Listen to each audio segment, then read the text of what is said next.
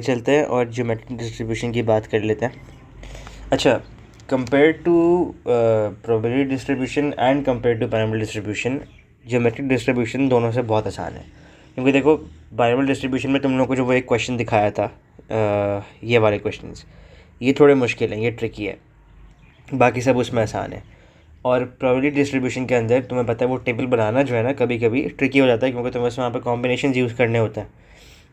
अब तुमने जो इसमें बायनोमियल के अंदर तुमने जो दो मुश्किल चीज़ें समझी थी, एक तो ये थी कि अगर सवाल में तुम्हें एन ना दिया हो तो कैसे करोगे सवाल को, और दूसरी चीज़ आपको उसने ये बताई हुई थी, जो एक दूसरी चीज़ एक और तुमने मुश्किल समझी थी, वो ये था कि जैसे इन क्वेश्चंस के अंदर ये एटलीस्ट ट्वाइस कह रहा है या एट मोस्ट थ्राइस कह रहा है, तो उनको इंग्लिश से इनइक्वालिटी में कन्वर्ट करना। अब क्योंकि वो चीज़ तुमने यहाँ पे की हुई है ना, तो तुम्हें वो ज्योमेट्रिक में भी आसान लगेगा। और ज्योमेट्रिक में सिर्फ और सिर्फ सबसे मुश्किल चीज़ वही है और कुछ भी नहीं है। अब तो देखो ज्योमेट्रिक की कहानी क्या है। ज्योमेट्रिक में जो है ना, तुमसे वो कहता है कि इसका केस बहुत बहुत डिफरेंट है बायनोमियल से, और बहुत सिमिलर भी है। कैसे, ये समझो ज़रा। ज्योमेट्रिक की मेन बात ही यही है कि तुम एक्सपेरिमेंट को रिपीट करते जाओगे करते जाओगे करते जाओगे। कब तक करोगे? जब तक करोगे जब तक तुम्हारे पास एक सक्सेस नहीं आ जाता। जैसे तुम खेल रहे हो लूडो वगैरह, तुम बारी चलते जा रहे हो जब तक तुम्हारा 6 नहीं आ रहा।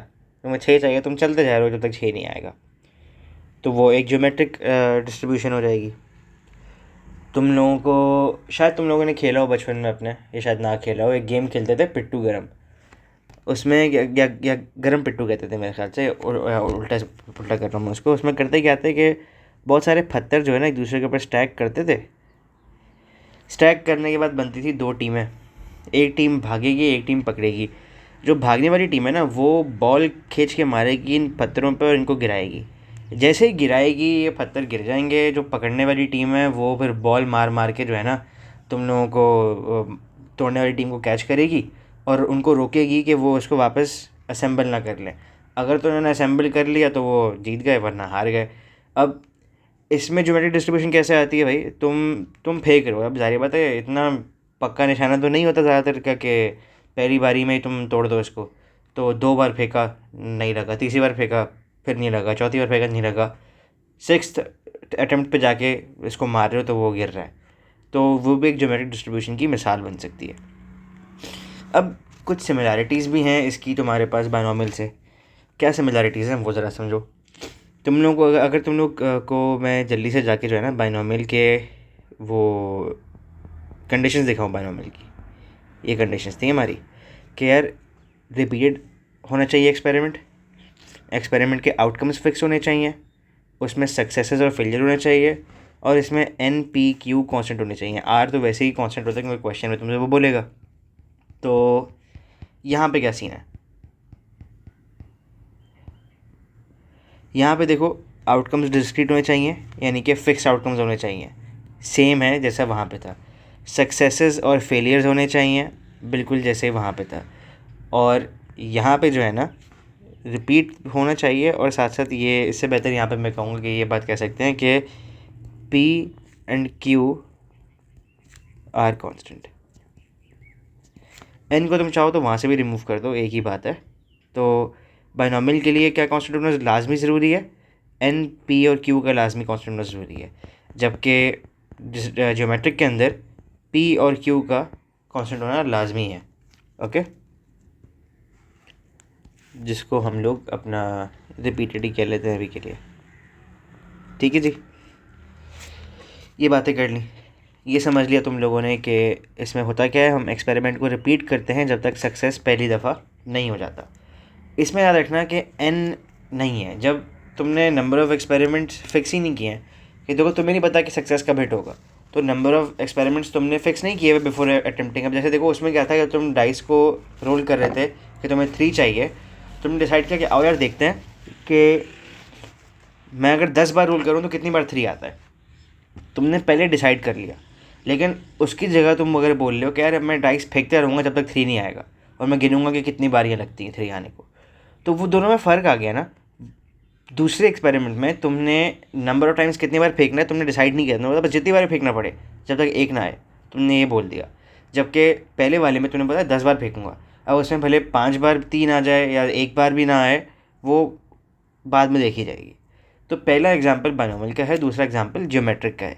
अब इसमें वही वाली बात कि तुम्हारे पास नंबर ऑफ एन इन्वॉल्व नहीं होता। ज्योमेट्रिक के अंदर जो आपकी एक्स की वैल्यूज़ है ना, अभी तुमने देखा कि एक्स यहाँ पे क्या चीज़ है, ज़रा पहले ये समझो। हमारे पास जो है ना बाइनोमियल के अंदर जब हम लोग लिखते थे ना कि probability that X is equal to 3, तुम कहते थे यार कि 3 सक्सेसेस आए, ऐसा ही था ना। ज्योमेट्रिक के अंदर जब मैं लिखूँगा ना एक्स इक्वल टू 3, तो इसका मतलब है कि 3 अटैम्प्ट लगी, यानी कि तीसरी अटैम्प्ट पे मेरे पास सक्सेस आने की, पहले और दूसरी पे फेलियर था, तीसरी पे सक्सेस आ गया।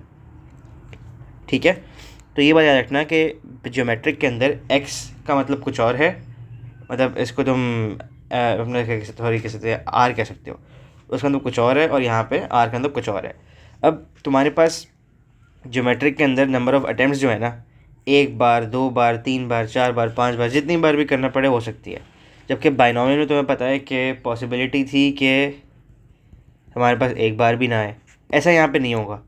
क्यों नहीं होगा? क्योंकि एक्सपेरिमेंट तब तक रिपीट होता रहेगा जब तक आपके पास एक सक्सेस ना आ जाए। तो फेलियर रिपीट होता तो रहेगा, लेकिन जब तक सक्सेस आएगा उस वक्त जाके तुम अपना एक्सपेरिमेंट एंड करोगे। तो ऐसा पॉसिबल नहीं है तुम्हारे पास सक्सेस एक बार भी ना आए।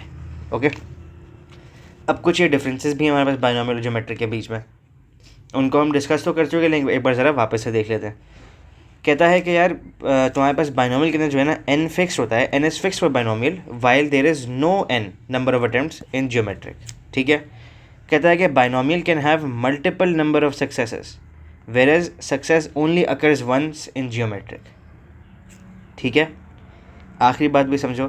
कहता है कि R represents the number of successes in binomial, जो तुम लिखते थे ना कि probability that X equals to R, ये आर तुम्हारा नंबर ऑफ सक्सेस बताता था, जबकि यहाँ पे आर तुम्हारे नंबर ऑफ अटेम्प्ट्स को डिफाइन करेगा। ठीक है, ये सबसे बड़ा फ़र्क है इन दोनों के अंदर। तो अब जब ये समझ में आ गया तो ज़रा आओ एक सवाल करके देखते हैं कि ये सवाल सॉल्व कैसे होगा। देखो, तुमसे ये कह रहा है कि roll a dice till it lands on 6 तुम्हारा सक्सेस है। तो अगर तुम अपना सक्सेस रेट डिफाइन करो तो वो 1/6 होगा, बिल्कुल होगा। और फेलियर रेट कितना हो जाएगा? 5/6 हो जाएगा। कहता क्या है? कहता है कि find the probability that the dice lands on 6 on the 5th try. ये जो 5th ट्राई है ना, तुम्हारी 5वीं अटैम्प्ट, ये आर की वैल्यू हो गई। तो तुमसे वो मांग क्या रहा है? तुमसे वो प्रोबेबिलिटी मांग रहा है कि तुम्हारे पास सक्सेस रीच हुआ 5वीं बारी में। याद रखना ये बहुत फ़र्क है, ये अटेम्प्ट डिफाइन कर रहा है, जबकि ऊपर वाली एग्जांपल्स के अंदर तुम जो यहाँ पे सवाल करते आ रहे थे, इस सवाल के अंदर ये नंबर ऑफ सक्सेस डिफाइन कर रहा था। ये बहुत बड़ा फ़र्क है। खैर आओ, x इक्वल्स टू 5 चाहिए, यानी कि 5वें अटैम्प्ट पे आपके पास सक्सेस है। यार तो क्या इसका मतलब ये नहीं है कि तुमने पहली बार किया तो फेलियर आया, दूसरी बार किया तो फेलियर आया, तीसरी बार किया तो फेलियर आया, चौथी बार भी किया तो फेलियर आया, 5वीं बार में तो हमारा सक्सेस हो गया भाई? ऐसा ही है ना। अब अगर तुम इसको ट्री डायग्राम की तरीके से इमेजिन करो तो तुम बोलो भाई पहली बारी में फेलियर तो 5/6, दूसरा इवेंट उसके बिल्कुल फ़ौरन बाद हो रहा है तो वो भी 5/6, तीसरी बारी में भी तुमने कहा कि 5/6, चौथी बारी में भी आपने कहा कि 5/6, हाँ 5वीं बारी में सक्सेस आ गया। तो इसको जब तुम कैलकुलेट करोगे ना तो तुम्हारे पास वैल्यू बनती है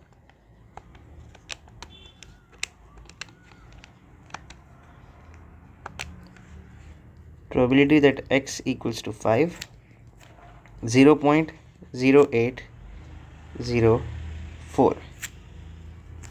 ये हमारी प्रोबेबिलिटी आ गई कि ये वो प्रोबेबिलिटी है कि जब तुम एक डाइस को फेंकोगे तो 6 तुम्हारे पास 5वीं बारी पर आए। ठीक है, अब ज़रा इसके फॉर्मूला को समझो। हमने जो ये अभी समझ के जो लिखा पूरा, इसको लिखने का एक बेहतर तरीका भी तो हो सकता था ना कि जब मुझे इनको मल्टीप्लाई ही करना है आपस में, जब इनको मल्टीप्लाई ही करना है एट दी एंड, तो ये f into F into F into F, इसको क्या मैं f की पावर 4 इंटू एस नहीं कह सकता था? तो जिसकी जगह मैं इस पूरी वर्किंग की जगह पे ये लिख लूँ कि 5/6 की पावर 4 इंटू 1/6। तो हम असल में यही वाला काम करेंगे। इसका जो फॉर्मूला है ना, ये फॉर्मूला, यही फॉर्मूला है, कहता है कि एक स्पेसिफिक अटेम्प्ट पे तुम्हें जितनी अटेम्प्ट पे चाहिए हो तो तुम नंबर ऑफ फेलियर रेट को मल्टीप्लाई करोगे, पावर लगाओगे उस पर r-1 की, और उसको मल्टीप्लाई कर दोगे अपने एक चुन्नू मुन्नू से सक्सेस से। ठीक है, अब ज़रा कुछ और एग्जांपल्स देखें इसकी।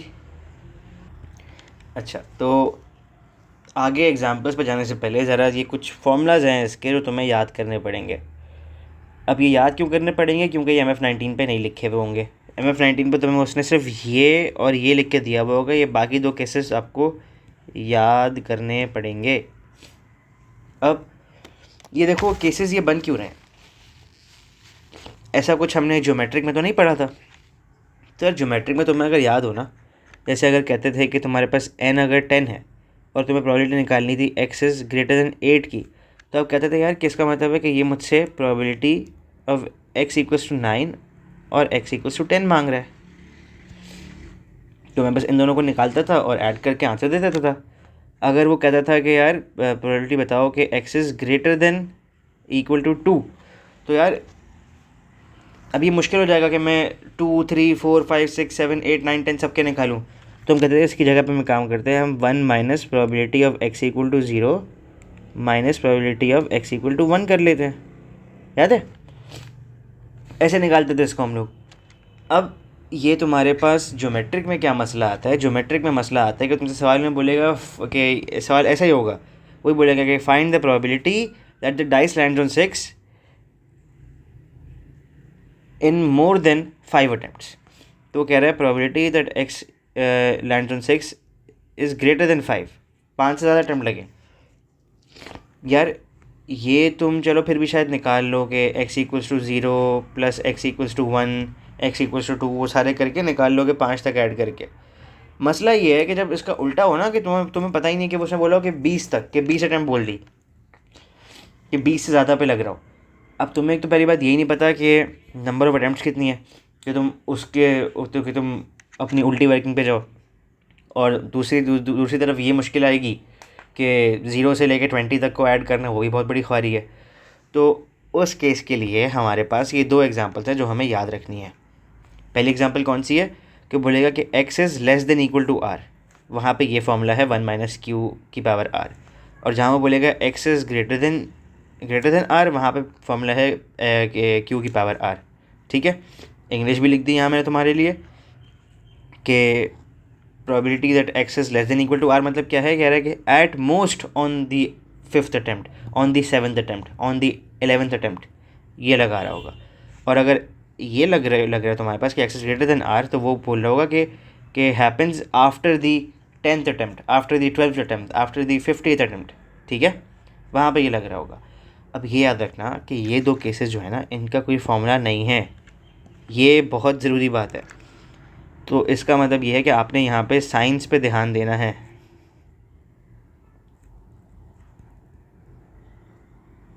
आपने इनइक्वालिटी के साइन पे बहुत ध्यान देना है, गलती नहीं कर देना। क्योंकि greater than equal to R का कोई फॉर्मूला नहीं है आपके पास, और लेस देन आर का भी कोई फॉर्मूला नहीं है। अब उसके लिए अगर सवाल ऐसा आएगा क्या करेंगे, मैं आपको दिखाऊंगा, अभी हम जा रहे हैं आगे, टेंशन नहीं लो। अब आओ ज़रा ये सवाल देखो। अब देखो यहाँ पे कह रहा है कि वही roll a dice till it lands on 6, find the probability that the dice lands on 6 on the 4th try. अब ये तो स्पेसिफिक अटेम्प्ट वाला हो गया ना यार, कि 4थी ट्राई पे कह रहा है, तो एज इट इज़ लगा लो फॉर्मूला इसका। अब तुम्हें पता है कि तुम्हारे जो सक्सेस रेट है वो अगेन 1/6 है, और फेलियर रेट जो है आपका वो है 5/6। तो probability that you land on 6 on the 4th try would be equal to 5/6 power, क्या पावर थी भाई, क्यू r-1, तो 4-1 मल्टीप्लाइड बाय सक्सेस रेट जो कि 1/6 होगा। तो बेसिकली तुम 5/6 की पावर 3 इंटू 1/6 कर रहे हो, तो ये आपका आ जाएगा probability that x happens on the 4th try 0.0965 round of करके ये वैल्यू बनती है। ठीक है, ये समझ में आ रहा है? नहीं समझ में आ रहा तो पूछ सकते हो, यहाँ पे वीडियो पॉज करो, वापस पीछे जाओ, फिर से समझो इस क्वेश्चन तक। अब देखो ये बी पार्ट देखो, बी पार्ट में क्या कहता है कि हमें वही प्रोबेबिलिटी फाइंड करनी है कि dice lands on 6 eight most on the 8th try. At most का मतलब क्या हो गया भाई? जाके वही अपनी नोटबुक निकालो, ऊपर जो लिखा था तुम लोगों ने, एट मोस्ट का क्या मतलब था? मतलब था कि ज़्यादा से ज़्यादा 6, जिसको अगर हम और ज़्यादा से बोलें तो वो कहता है कि 6 या 6 से कम, जिसको हम कह सकते हैं कि x is less than equal to 6। यही बनता है अपना 6 कह रहा हूँ, सॉरी 8, यही है। अब इसको लिख लो आके, प्रोबेबिलिटी कि आपकी जो अटेम्प्ट लग रही हो वो लेस देन इक्वल टू 8 लग रही हो। अब इससे पहले कि ये सवाल सॉल्व करो, तुम देख लो कि भाई इनइक्वालिटी आ रही है, इक्वल टू का साइन नहीं है, बिल्कुल नहीं है, अब तुम्हें फार्मूला अप्लाई करने पड़ेंगे। तो अब ये अपने दो फार्मूलाज तुम दिमाग में, तुम्हारे तो आ चुके होंगे इंशाल्लाह, जब तो तुम प्रैक्टिस करोगे इनकी। तो ये फार्मूलाज थे। अब देखो क्या इनमें से कोई केस एग्जैक्टली बैठ रहा है? हाँ बिल्कुल बैठ रहा है, ये वाला बैठ रहा है, तो ये आप लगा दो एज इट इज़ फार्मूला। तो ये आ जाएगा आपके पास 1 माइनस क्यू, जो कि है 5/6, और r की वैल्यू आपके पास यहाँ पे 8 है, तो ये आपका फार्मूला आ गया। तो ये हो जाएगा 1 माइनस 5/6 की पावर 8, जिसका आंसर हमारा आ जाएगा 0.7674। ठीक है, क्लियर है ये वाला पार्ट, कैसे हमने फार्मूला को अप्लाई किया? अब एक और सवाल देखें। अब देखो अब इस पार्ट में क्या कह रहा है, कहता है कि the dice land on 6 before the 5th attempt. Before the 5th attempt का मतलब क्या, कि क्या लेस देन 5 होगा? बिल्कुल हो जाएगा। तो ये probability that x is less then 5 मांग रहा है। अब क्या हमने ऐसा कोई फार्मूला पढ़ा है यहाँ पे? देखो बिल्कुल नहीं पढ़ा हमने ऐसा कोई फार्मूला। ग्रेटर देन है और लेस देन इक्वल टू है। अब हमने कहा था अब क्या किया जाए इसके लिए, तो अब ज़रा देखो, बड़ी मज़ेदार सी चीज़ है, समझना है इसको। अगर हम नंबर लाइन बनाएं तो तुम्हें ये बात पता है कि पहले नंबर्स लगा लो, तुम्हारे पास 1 2 3 4 5 6 7 8 9 काफ़ी हैं। तुम्हें चाहिए लेस देन 5, तो लेस देन 5 कहाँ पर है? ये है, हाँ या ना? बिल्कुल है यार, यही है। अब तुम्हें पता है कि लेस देन वाले केस में हमारे पास सिर्फ लेस देन इक्वल टू का केस है। तो तुम मुझे खुद सोच के बताओ, अगर मैं कहता हूँ कि less than 5, x is less then 5, ये बिल्कुल वैसे ही है अगर मैं कह दूँ कि X is less than equal to 4, क्योंकि उसमें मेरे पास फिर ये वाली वैल्यू इंक्लूड होके आ जाएगा पीछे तक, सेम चीज़ है ना। तो हम ये कर देंगे, हम हमेशा इनको चेंज कर देंगे, हम बोलेंगे यार कि लेस देन 5 का मतलब हो जाएगा कि मैं इसको कह सकता हूँ कि probability of X is less than equal to 4, मतलब मैंने अपना आर चेंज कर दिया इनइक्वालिटी को चेंज करके। अब मेरा आंसर क्या बनेगा इस केस में? मुझे भाई अपना बेसिक फार्मूला अप्लाई करना है, बेसिक तो नहीं खरीद वाला फार्मूला अप्लाई कर देंगे, तो ये आ जाएगा probability that X is less than equal to 4 will be equal to 1 minus Q की पावर आर, 1 माइनस 5/6 की पावर 4। तो मेरा आंसर बन जाएगा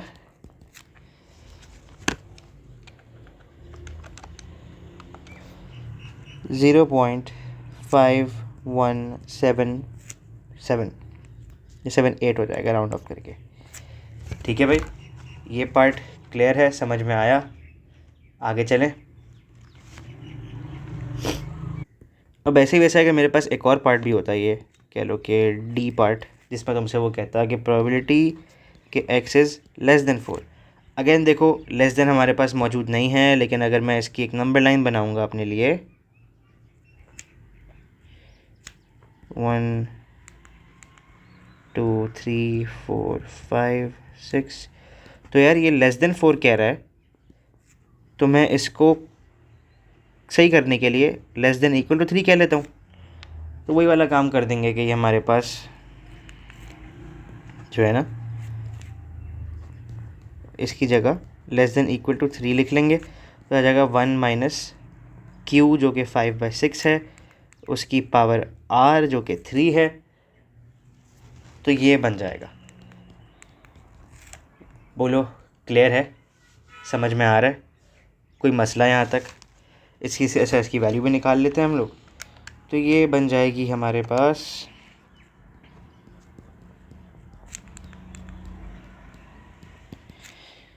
0.4213। ऑलराइट, आओ एक और स्टेप आगे बढ़ते हैं, एक और पार्ट देखते हैं इसी का। अब देखो, इस पार्ट पे कह रहा है कि the dice lands on 6 after the 9th attempt. तो क्या हम इसको कह सकते हैं कि यहाँ पे हमारा जो इनइक्वालिटी बनेगी वो बनेगी x is greater then 9? Yes और नो? बिल्कुल कह सकते हैं।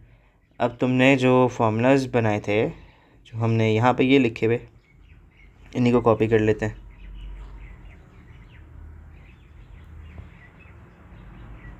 तो ये बनेगा हमारे पास, अब देखो इस केस में ये हमारे पास बना हुआ है probability that x is greater then 9।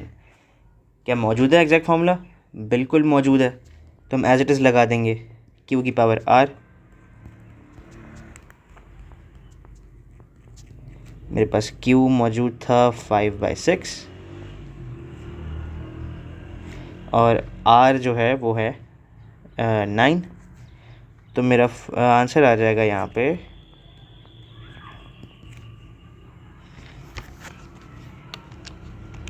5/6 की पावर 9, ये आ जाएगा हमारे पास 0.1938।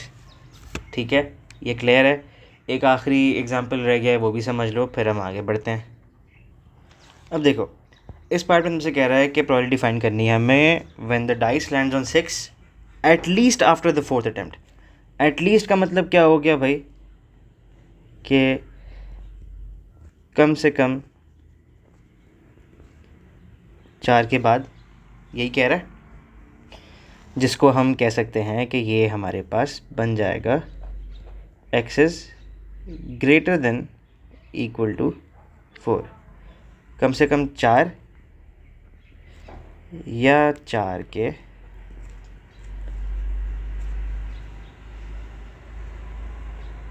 बाद। ठीक है, अब ज़रा तुम अपना केस देखो। हमारे पास ये दो केसेस मौजूद हैं, इनके जो फार्मूलाज बनते हैं उनमें से कोई भी अप्लाई नहीं हो रहा। ग्रेटर देन का है, ये तो ग्रेटर देन इक्वल टू है, तो अगेन हमें इसको भी चेंज करना पड़ेगा। तो हम अपनी नंबर लाइन बना लें, ये मैं 4 यहाँ लगा लूँ, तो 3 2 1 5 6 7।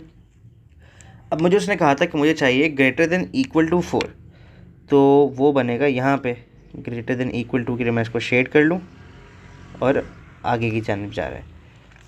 मुझे चाहिए असल में सिर्फ ग्रेटर देन।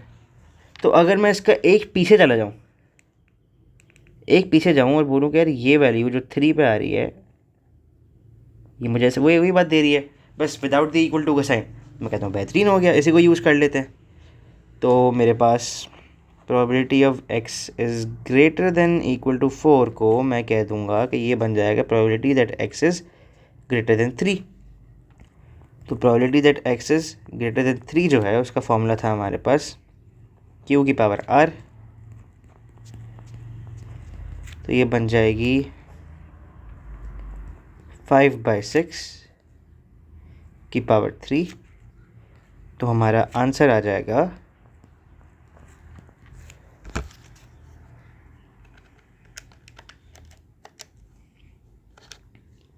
0.5787। ठीक है, ये क्लियर है। अब ज़रा देखो, हम एक ज़रा सी एग्ज़ाम्पल से समझते हैं इसी। अगर हम डाइस की बात करें ना, तो डाइस को रख के ज़रा अगर हम एग्ज़ाम्पल समझें कि इन दोनों में क्या क्या डिफरेंसेस हैं या बेसिक कहानियाँ दोनों में क्या क्या चल रही हैं। तो यार हम अगर डाइस की एग्ज़ाम्पल बायनॉमियल पे लेना, तो हम कहेंगे फॉर एग्ज़ाम्पल कि डाइस इज़ थ्रोन, कह लेते हैं 15 टाइम्स फॉर एग्ज़ाम्पल। इसमें 6 आना हमारा सक्सेस होगा, 1 2 3 4 5 आना हमारे लिए फेलियर कंसिडर होगा, जिसमें से अगर हम प्रोबेबिलिटी निकालें तो यहाँ बनेगी 1/6, फेलियर की प्रोबेबिलिटी निकालें तो वो बनेगी 5/6। ऐसी था। अगर यही चीज़ मैं तुम्हारे पास ये ज्योमेट्री के लिए सामने रखूँ ना, तो वहाँ पे हम कहेंगे कि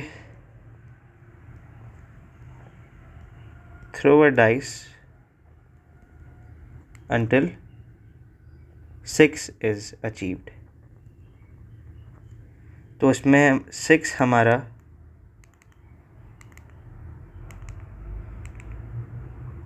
जो है ना सक्सेस बन रहा था, और 1 2 3 4 5 हमारे फेलियर्स बन रहे थे। प्रोबेबिलिटी इसमें 1/6 आ रही थी और फेलियर की प्रोबेबिलिटी हमारे पास 5/6 आ रही थी। तुम देखो तो जो एक्सपेरिमेंट जिस टाइप का हो रहा है ना, जो स्टाइल एक्सपेरिमेंट का, वो दोनों का कम्प्लीटली डिफरेंट है। सही है, लेकिन जो आउटकम्स का डिस्क्रीट होना वो दोनों में है, आउटकम्स की प्रोबेबिलिटीज़ बराबर होना वो दोनों में है, क्योंकि सेम चीज़ चल रही है। अब दोनों में फार्मूलाज क्या थे?